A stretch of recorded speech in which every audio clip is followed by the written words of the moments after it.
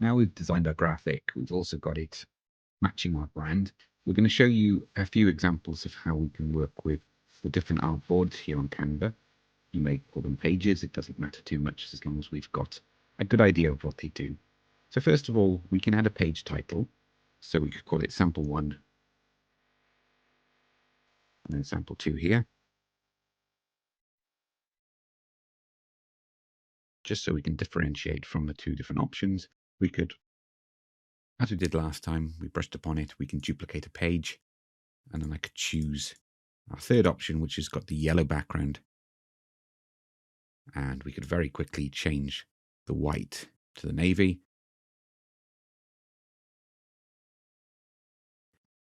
I could, of course, change that logo as well, but we're not going to do that right now.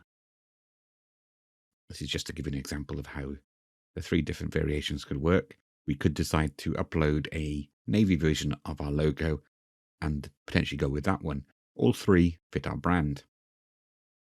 We could rename page 3 then obviously to sample 3. And then we've got different page names in all of these options. So if we were to send or share this document with someone else, they'd be able to differentiate the three.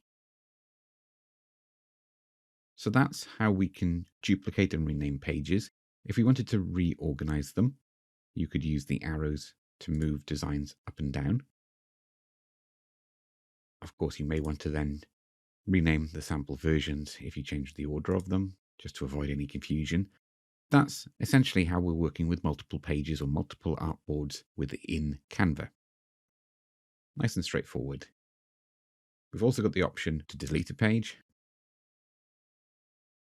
or add a new blank page.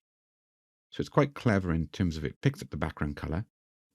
So here we've got a photo in a frame that's on an angle. This is actually a background color for the entire canvas. So I can select it and delete it and we go back to a white canvas, or we could bring in some of our own artwork and resize it into place.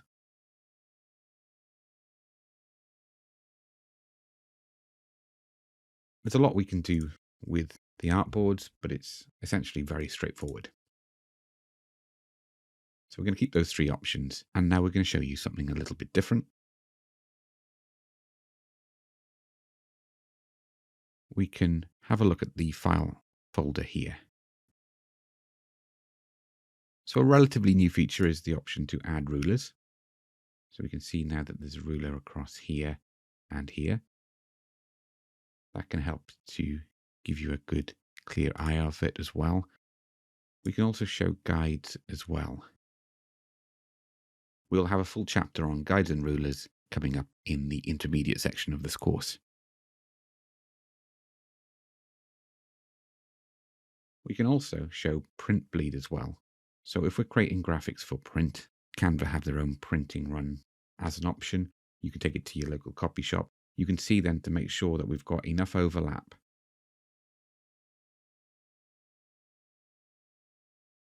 for this 2mm bleed. Print designers will know exactly what I mean by that. For those of you who don't, again, we're going to have a chapter that covers preparing artwork for print. So I'll just disable that for now. Here we can make a copy. So this is quite good if you wanted to use this example, add additional artwork in, change the title so it could be for one of our other Box of Tricks series, and then we can keep that style carrying through. But I'm going to show you how we can resize graphics for other usage. For example, if I wanted to change this to a Facebook cover, I can select that and then it will copy the document and resize it in a new document. So I don't lose our existing design. That's really important. I don't lose that in the process. Now all of a sudden we're on a different ratio. So I could scale up the image. That's quite important that we don't lose that effect.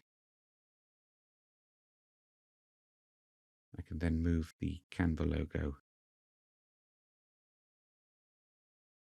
can change our text box, but at this stage now, when we're moving to a different orientation, we're almost certainly going to need to change our font sizes and also the widths of each of the blocks.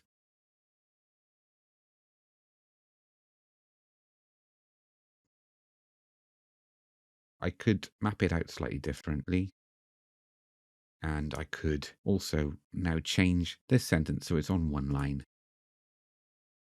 Can then increase the font size. I might increase our logo size as well. When we're working with PNG files, if we enlarge them so much, we might see a little bit of fuzziness around it. Now we're zoomed in quite a bit here, so we can take it back out a little bit, just to see what it's like a little bit smaller on the screen. So there we have it.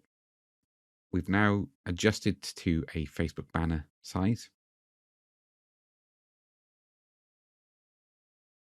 We could also play around. We might decide actually for the Facebook banner, because we're going to have the logo on the Facebook page, we're going to get rid of that completely.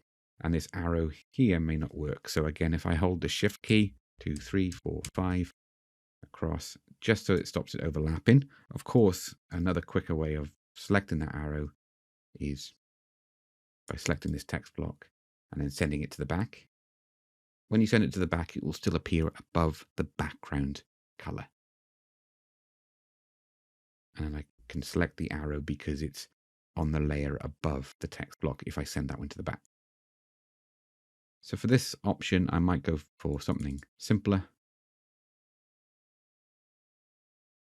because we're already on that Facebook page. I'll leave this Canva graphic in. I might just bring it in a little bit further. And I'm just visually checking the margins, making sure we've got nice consistency. I can snap the sentence to go directly below the title. But because this is a larger font size, you can see it's a couple of pixels over than this here, which is right up close to the bounding box. So sometimes I will just nudge it over without pressing the Shift key, using the right cursor. Just a couple, just to get it to align visually. I know it's strange, even though these blocks are no longer aligned, the text within them is aligned to the left because of the spacing there. You may think I'm being a bit pedantic, but hey, I'm a designer. What I could do now, just to wrap this chapter up, is I could decide to then go through and match all of these to the one above by eye, but that's a lot of work. So what I can do instead is duplicate this page and now keep these until I've recreated them, and I'm going to create the same color. So select these fonts. You can see a lot with Canva that I will drag over it. It won't select the background color, but if you hover over the background image frame, it will select all of those layers.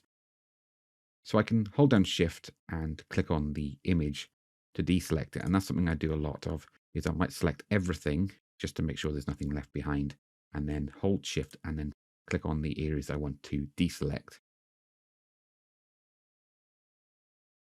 If I wanted extra level of control, I could group multiple elements together so I don't have to click and drag over elements again to reselect them.